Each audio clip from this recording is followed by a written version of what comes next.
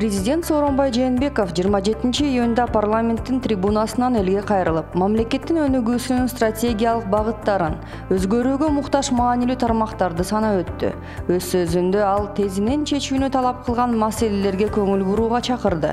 Коррупция менен күрөш, соттук реформа жана жарандардын укугун коргоо артыкчылыктуу багыттардын катарында. Мамлекет башчысы инвестицияларды тартууга жана аймактарды өнүктүрүүгө, соттук системадагы, прокуратурадагы, экономикалык чөйрөдөгү реформалардын жүрүшүн тездетүүгө чакырды. Чейрек кылым аралыгында өлкөнүн экономикасы анчалык өнүгүү жана туруктуу өсүү темпине ээ боло албады. Региондордун ортосунда жана тармактардын арасында тыгыз экономикалык байланыштар орногон жок. Мамлекеттик башкарууда тар чөйрөнүн экономикалык кызыкчылыгын коргоого жол берилген учурлар болду. Ушунун кесепетинен мамлекеттин кызыкчылыгына зыян келтирилди. Салык жана бажы саясаты бул органдардын ачык айкын коррупциясыз иштөөсүн камсыз кыла алган жок, деди ал. Ар кандай көмүскө схемалар мамлекеттик бюджетке залалын тийгизди. Жалпы инвестициялык климатты жакшыртуу иши актуалдуу бойдон калууда. Инвесторлор үчүн эң негизгиси бийлик органдарынын тазалыгы, сот системасы адилеттүүлүгү керек, деди Сооронбай Жээнбеков. Бизнеске тоскоол болуп, коррупциялык мотив менен ишкерлерге басым жасаган чиновниктер катуу жазага тартылууга тийиш. Деги эле бизнести муунтканды токтотуу керек. Ушуга жете салсак, анда бизнеске жаңы дем, жаңы мүмкүнчүлүк беребиз. Чын эле акыркы учурларда биз ошо ишкерлердин кызыкчылыгын коргоо, ошол эле ишкерлердин өкмөт менен кызматташып жатканда же уруксат кагаздарын алып жатканда же лицензионный бир документтерди алып жатканда бюрократия аябай чоң болуп, а бюрократиянын негизинде аябай чоң коррупциялардын мемесин көрүп жаткан учурубуз болчу.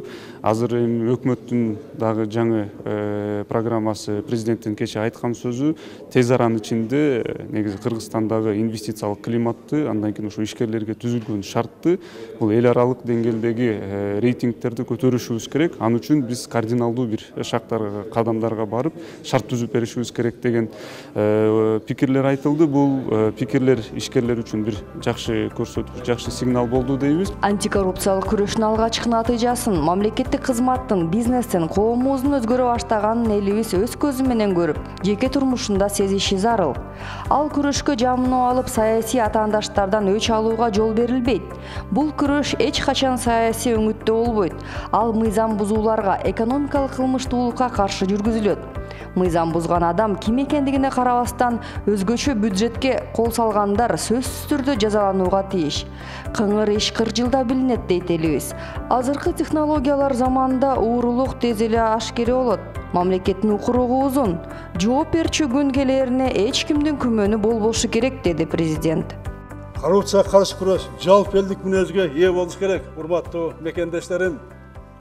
Уурулар байлыгында маңчылкап жүрмөк тургай, коомдун жек көрүүсүн сезип, арабызда баса албай турган чөйрөнү түзүү керек. Бизнесмен өз эмгеги менен байыса, ал мактанып жүрүш керек. Мен өз эмгеги менен бизнес кылып, мындай үй салдым, мындай машина менен жүрөм деп. Уурулук кылган бюджетке зыян келтирип, бюджеттен урдагандар, алар арабызда жүрүүдөн коркуш керек. Ушундай биз коом түзүбүз керек. Мамлекеттин, элдин рызкысын уурдагандар, эртедир кечтир элдин рызкысын баары кайтарат. Бюджеттик саясатты региондорду өнүктүрүү максатына шайкеш келтирүү керек. Тышкы инвестицияларды жана гранттарды тартуу, аларды натыйжалуу пайдалануу абдан маанилүү деп мамлекет башчысы баса белгиледи. Парламент менен өкмөт жергиликтүү бийликтин укуктарын жана жоопкерчилигин кеңейткен мыйзамдардын пакетин кабыл алууга тийиш. Жергиликтүү бийлик башкаруунун реалдуу механизмине ээ болушу өтө маанилүү. Өкмөттүн аймактарды өнүктүрүү боюнча милдеттери: калктуу конуштарды таза суу менен камсыз кылуу, республиканын аймактарын ирригациялоо, айыл жеринде кайра иштетүүчү ишканаларды куруу, 20 таяныч шаарларды өнүгүү точкаларын түптөө, өлкөнүн аймактарын газификациялоо, ар бир айылды информатизациялоо, элиталуу үрөн жана урук чарбаларын өнүктүрүү, спортту жана сергек жашоону жайылтуу. Кытай-Кыргызстан Өзбекстан темир жолу, түндүк-түштүк альтернативалык жолу, Ысык-Көл айланма жол алкагы, Суу-Самыр Талас-Тараз жолу, Жалал-Абад Маданият жолу, ички авиа каттамдарды калыбына келтирүү — булар өлкөнүн экономикасын өнүктүрүүгө түрткү болуп, жарандардын жашоосун жакшы жагына өзгөртө турган инфраструктуралык долбоорлор. Азыркы учурда туризмди жана Тоо-Кен тармагын өнүктүрүүнүн да мааниси чоң. Тоо-Кен тармагындагы табиғи артықшылығымызды толық кандуу пайдалануу керек. Бұл тармақ кичи шаарлардын, айылдардын өнүгүүсүнө, жерлерде жумуш орундарын көбөйтүүгө багытталышы керек. Тоо-Кен чөйрөсүн өнүктүрүүгө бөгөт болуп жаткан көрүнүштөрдү жоюу зарыл. Экологиянын сакталуусу негизги талап болушу абзел. Баарыбызга маалым, бул иштер кээде саясатташып, инвестициялык климатка терс таасирин тийгизип жатат. Ошондуктан тиешелүү органдар инвестор менен бирге жергиликтүү элге түшүндүрүү иштерин жеткиликтүү жүргүзүшү керек. Кен байлыктарды иштетүүнү, жергиликтүү элдин турмушун жана аймактардын инфраструктурасын жакшыртууга максималдуу багыттоо зарыл. Кадрдык саясатта профессионализм башкы сапат. Мыкты адистерди өстүрүп, кадрлардын улуттук резервин түзүү зарыл, деди президент. Келечектеги информациялык коом тууралуу айтып жатып, түндүк электрондук системасын 2019-жылы толук кандуу ишке киргизиш керек деп белгиледи. Коопсуз шаар, коопсуз жол долбоорлорун ишке ашырууну тездетүү зарыл. Бул үчүн бардык мүмкүнчүлүктөрүбүз бар. Сот органдарын, прокуратуранын, министрликтердин жана ведомстволордун ишине ачык айкындыкты камсыз кыла турган технологиялар киргизилет. Билим берүү, саламаттык сактоо, социалдык коргоо багыттан информатизациялоо, бажы жана салык чөйрөсүнө электрондук технологияларды терең киргизүү мамлекеттик саясаттын артыкчылыктуу багыттары катары аныкталат. Ушуларды ишке ашырсак, өлкөдө чыныгы да таза коом түзүлөт. Президент Сооронбай Жээнбеков республикабызда парламенттик демократия орношун көздөйт. Кыргызстанда авторитаризмдин потенциалдык мүмкүнчүлүгүн жоюш керек деп эсептейт. 2020-жылы Жогорку Кеңештин депутаттарын шайлоо болот.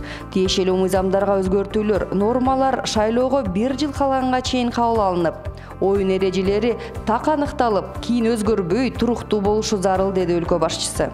Келерки шайлоо ачык, таза жана адилеттүү өткөрүлүшү керек. Адилет коомдук куралы, жаштарыбыз энсеген мамлекетти түзөлү. Алар сыймыктануу менен жашай турган өлкөнүн келечегин түптөйлү. Ал кандай өлкө болушу керек?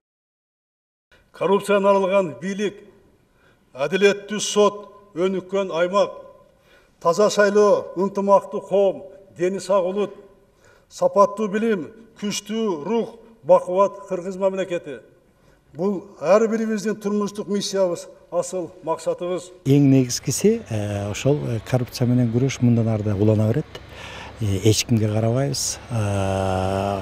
Депутаттардагы коррупционерлерди колдогондорду токтоткула деген ойду айтты. Бул өтө маанилүү. Башкача айтканда бул баа жөн эле сөз менен калбайт болуш керек. Экинчиден баягы негизги максатым катары деди парламенттик демократияны өнүктүрөм, парламенттик системаны дагы тереңдетишибиз керек деген ойду айтты. Бул деген баягы оппоненттер айтып атпады беле, жеке бийликти орноткусу келип атат деген. Эми ага каршы ушунда мен парламенттик системаны жактоочусумун деген ойду айтты. Бул дагы өтө маанилүү, албетте. Азыр дал ушул учурда адилеттүү бийликти, ынтымактуу коомду түзө турган тарыхый мүмкүнчүлүк жаралды. Биз ушул шартты колдон чыгарбай, өлкөнү өнүктүрүү максатына жетишибиз керек, деди Сооронбай Жээнбеков. Кыргызстанды көздүн карайгиндей сактоо жана күч кубатын арттыруу, өнүктүрүү, бай жана бакубат өлкөгө айландыруу биздин ыйык парзыбыз.